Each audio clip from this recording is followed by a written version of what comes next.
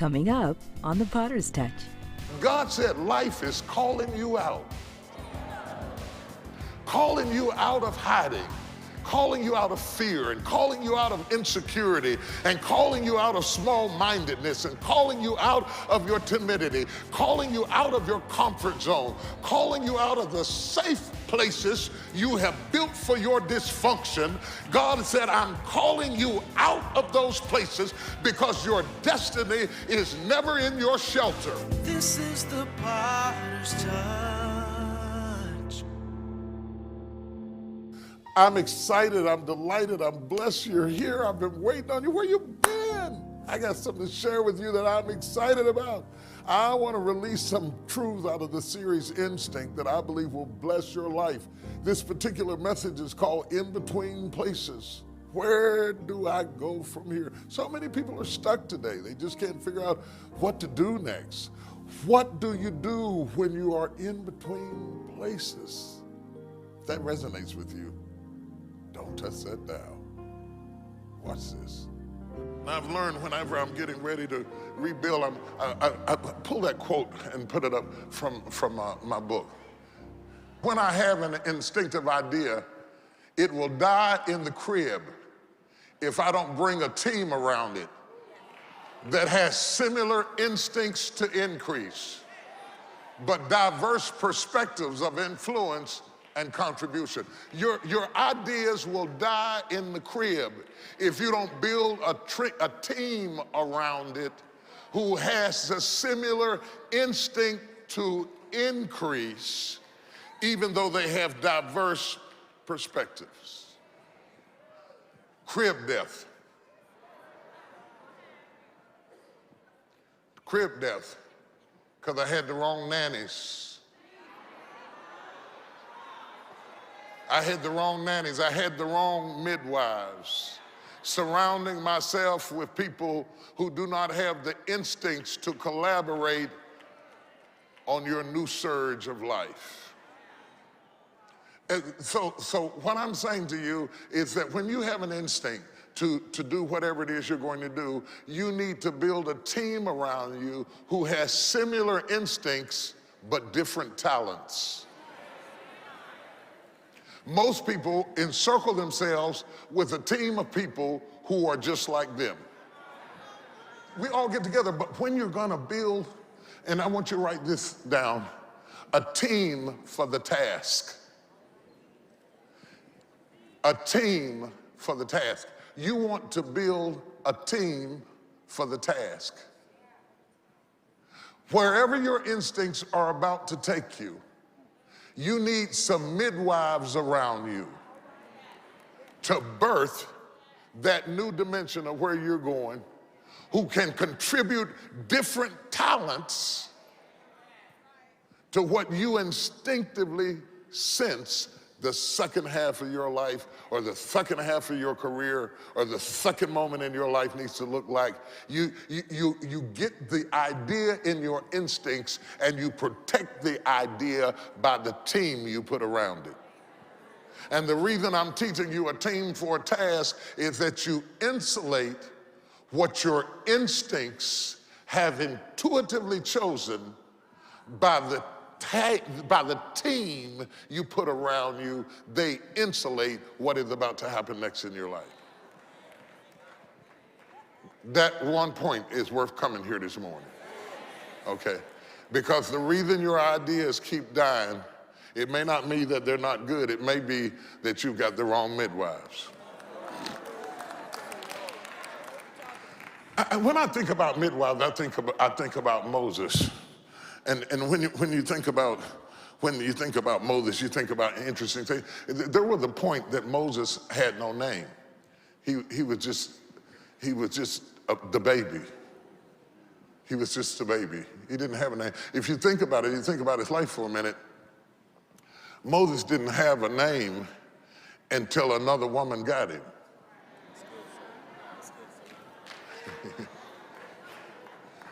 The mother that birthed him didn't name him. Look, put up Exodus 2. Let's take a look at this. Y'all with me this morning? Yeah. And there went a man of the house of Levi and took to wife a daughter of Levi, verse 2. And the woman conceived, we got a man and a woman. We know where they come from, but we don't have any names. And the woman conceived and bare a son, and when she saw him that he was a goodly child, she hid him 3 months. We don't have a name. He has no identity. He has no identity. He's just a child hidden. And everything you start, and every instinct you have, and every idea you have is like Moses. It starts out no name, no brand, no respect, nothing. Moses has no identity.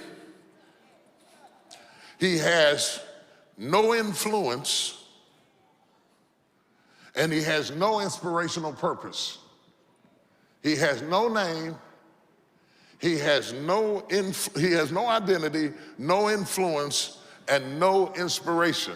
He just exists. Could that be you? You just exist. No inspiration, no influence. Influence is leadership. Leadership is influence. Influence is leadership. I'm in control of nothing. I got no inspiration, and I got no identity. You got to realize that Moses lives for 3 months hidden in the house. And when I thought about it, the Lord sent me to ask you, what's hidden in your house?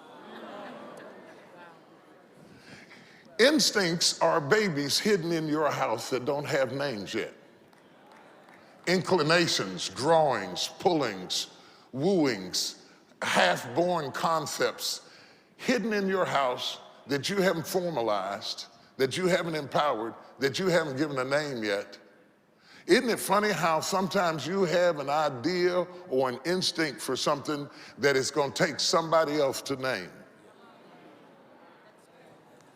You have the creativity to birth it, but you may not have the insight to name it, empower it, and nurture it, take it to the next level. Everything you start doesn't mean you finish. But how will it ever be named or funded or discovered if it's not exposed? You may be, I'm telling you, you're hiding your own deliverer. Moses' mother was hiding her own deliverer. She was hiding the very one she'd been praying for. She'd been praying, God, send a deliverer to set me free, and hiding the deliverer God had sent. I'm wondering, what are you sitting on? What are you holding? What's inside of you that you've been praying on? Lord, I need some resources. I need you to open up a door. I'm backed up in a corner. I'm shoved against the wall. And I'm wondering if you're hiding your answer in your house. Because most of the time that people prayed for things, God didn't send outside things. He just exposed what was already in the house. Oh God, that's so good. He exposed a handful of meal that was already in the house. Samson was getting ready to fight the Philistine. He said, use that jawbone of an ass that's right by your feet. You understand what I'm talking about? One woman is about to sell her son. She's in so much debt. And he says, use the pot of oil that's in your house. And instincts is about rediscovering what's in you. Listen, you spent all of your life appreciating what was in other people. Looking at other people and saying, oh, that's so wonderful. Look what he's got. Look what she's got. And even helping other people to birth their dreams and accomplish what they got. But you will never enjoy the life that Christ came to give you until you discover what is in your house. What do you have? I'm tired of you being a cheerleader for everybody else's accomplishment while you fail to value and appreciate what God has put in your house. Oh my God, I don't know who I'm talking to, but I feel like I'm talking to somebody. Touch 3 people, say it's in the house, it's in the house, it's in the house. It's in the house. It's in the house. It's in the house. It's in the house. It's in the house. It's in the house. And sometimes you have things inside of you and they are in the house and they are hidden from view. And how do you expect people to empower what you will not expose? If you've got the instinct, if you've got the inclination, how do you expect somebody to value it enough, to invest in it enough, to get behind it enough if you won't expose what you got? And in order to expose what you got to believe in what he put down inside of you. I'm talking to somebody, it's in your house. Touch your neighbor and ask them, do you have the instinct? Do you have the instinct? While I'm talking about Moses, I want to say a little bit more about Moses' name means drawn out. That's what Moses means. Moses' name means drawn out. It means drawn out. He didn't get his name until Pharaoh's daughter is bathing down at the riverbank and she looks in and sees the baby Moses floating in a little bamboo ark that was made to float him down the Nile, because when his mother got him out of the house, she put him in an ark and floated him down the river, and Pharaoh's daughter was bathing in the river and she looked out and saw the ark and said, bring the baby to me, and they drew him out of the water and said, I'll call his name Moses because he's drawn out. But I think it's such a play on terms, because Moses' name means drawn out, but he was drawn out of the womb and then drawn out of the water and then drawn out of the palace and then drawn out of the wilderness. And I began to realize that life is a series of being drawn out, being drawn out, being drawn out. And I don't know if this makes any sense to you or not, but God said life is calling you out. Calling you out of hiding, calling you out of fear, and calling you out of insecurity, and calling you out of small-mindedness, and calling you out of your timidity, calling you out of your comfort zone, calling you out of the safe places you have built for your dysfunction. God said, I'm calling you out of those places because your destiny is never in your shelter. Still to come on The Potter's Touch. Tell your neighbor, I got the instincts, I got the instincts, I got the instinct. I don't have the house, but I got the instincts. I don't have the job, but I got the instincts. I don't have the money, but I got the instincts. I haven't met the woman, but I got the instincts. I haven't married the man, but I got the instincts. I got the instincts. I may not be pregnant, but I got the instincts. I got the instincts to be what you cannot see. It's in me before it falls out of me. It's in me before it falls out of me. MegaFest 2015 is more than a festival. It's an experience. This is MegaFest. From August 19th to the 23rd, MegaFest is taking over Dallas, an extravaganza for the whole family. And 100% pure fun. There is something for everyone. Visit mega-fest.com to find event updates and to make reservations. This experience is one you don't want to miss. Your destiny is never in your shelter. A shelter is always for a season. Whether it's a shelter from the storm, or whether it's a shelter of a womb, or whether it's a shelter of a cocoon, it is only for a season until you can be drawn out into something bigger than what you were protected in the first day. Do you hear what I'm saying?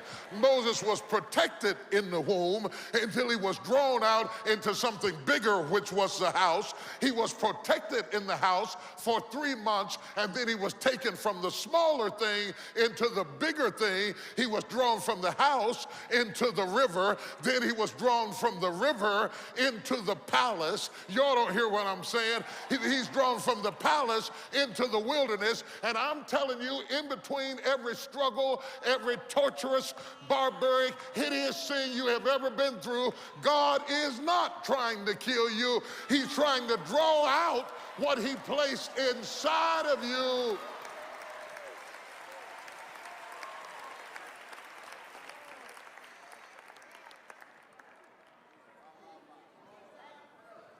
Your name is Moses. Your name is Moses. Your life is Moses. And he keeps trying to draw you out. And I don't know about you, but anytime God draws me out of what I'm comfortable in, I generally don't like it. I generally don't like it. And I can't even tell you why I don't like it, other than the fact that I'm not used to it, and it's out of my comfort zone, and I want you to just leave me alone. Let me stay in here where I understand this life that I got right now. And if you take this away from me, oh, no, what in the world am I gonna do? And he's steadily drawing you out. And you have to trust him that he always takes you from the lesser to the larger. From the lesser to the larger.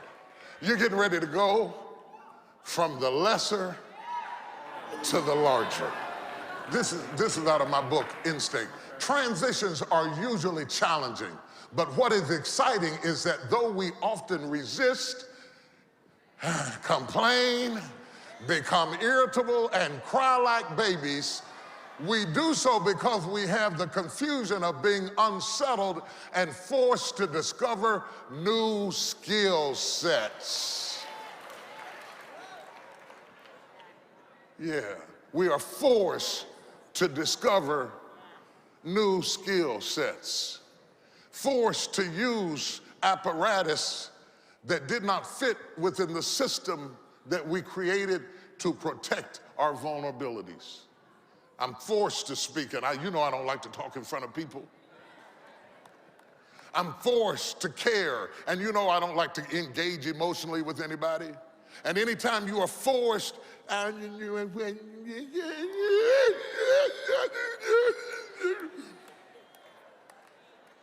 but if you're gonna follow your instincts, you gotta be ready to cry.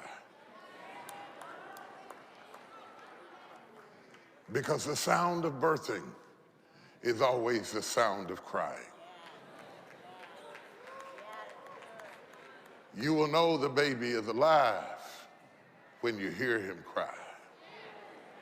He cries because he is now converting from one system of sustenance to the next, and in between every system of sustenance, there will be sorrow. He will weep when you cut the cord. He will weep when you take the bottle. Anytime your sustenance source changes, there's always weeping. I'm headed somewhere. So somebody in this room, instinctively I share with you, God's not killing you, he's weaning you.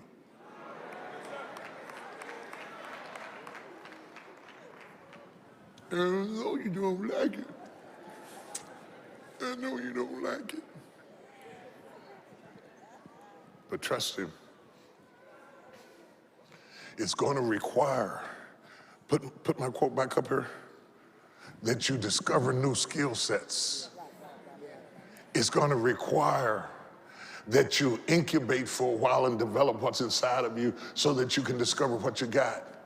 Moses could have never become a great leader as long as he was hidden in his mama's house.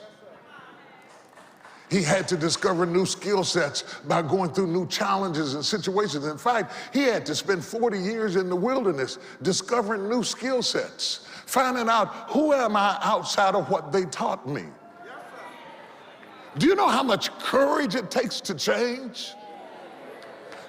The courage it takes to give up the way in which you protect yourself. To take the bottle away from a baby, do you know how bad that night is gonna go? But you will never discover your underutilized skill sets in comfort. Your skills, your instinctive skills are developed in all kinds of crazy stuff. For example, okay, so God incubates the deliverer of the children of Israel. He incubates him in the house of Pharaoh. Let's take a moment and talk about the children of Israel. God takes Jacob and Joseph and their kids and cousins down to Egypt, 70 people, and puts them in Egypt to incubate a family into a nation. He uses slavery to hatch a nation. Whenever something goes in and it is being hatched, it will always be bigger when it comes out. They went in 70 people or so. They came out, some people say as high as 2 million came marching out after they had been incubated. What comes out is always bigger than what came in. So if you know that's true about life, and you know that's true about babies, and you know that's true about the children of Israel, and you know it's true about Moses, because what came out in Moses was much bigger than who he was when he started. He was born a slave. He was born a slave, and yet when he comes out of it, he comes out of it a conqueror and a leader. If you know that's true about all of them, then what are you thinking about you? What are you thinking about you? Do you realize that what's coming out is bigger than what went in? My God, that makes my teeth quiver in my jaws when I think about me being on the verge of something awesome. If I can just survive the incubation of going from this to that, then I'll find out who I was created to be. Take a look at this. I want to go to my video. You got a cocoon. And the struggle in the cocoon is I got to get into the highest and best expression of myself. If you could hear the worm in the cocoon and say, you know, I've been crawling around here, but I think there's something else inside of me. And when this process is over, I'm coming out with my wings. I was the only worm crawling around on the ground singing, I believe I can fly. Couldn't understand why I kept thinking about it every night and day, all in my head and in my thoughts. You know what what have you been thinking about every night and day that's so opposite of your situation and circumstance and looks totally ridiculous? I've been incubated by adversity. I've been incubated by adversity. I've had to grow. I've been growing in my groaning. I've been growing. I've been growing in my groaning. Can I tell you, I've been growing in my groaning. I've grown in my groaning, in my adversity. They said about Israel, it was good for us that we've been afflicted. It says the more they afflicted them, the more they grew. I've been growing in my groaning. That's what's going to break me out of the cocoon, because I'm too big to live in this little sack you have me in. My thoughts are too big to be locked up in this same little sack that you have me in. I know there's something else in me. I know I'm crawling on the ground, but I can't help, even though my body's on the ground, my mind's in the air. I believe I can fly. I got the instincts before I get the wings. I got the instincts before I get the husband. I got the instincts before I get the career. I got the instincts before I open up the business. I've always had these instincts, even when I was crawling on the ground. I haven't met the woman, but I got the instincts. I haven't married the man, but I got the instincts. I got the instincts. I may not be pregnant, but I got the instincts. I got the instincts to be what you cannot see.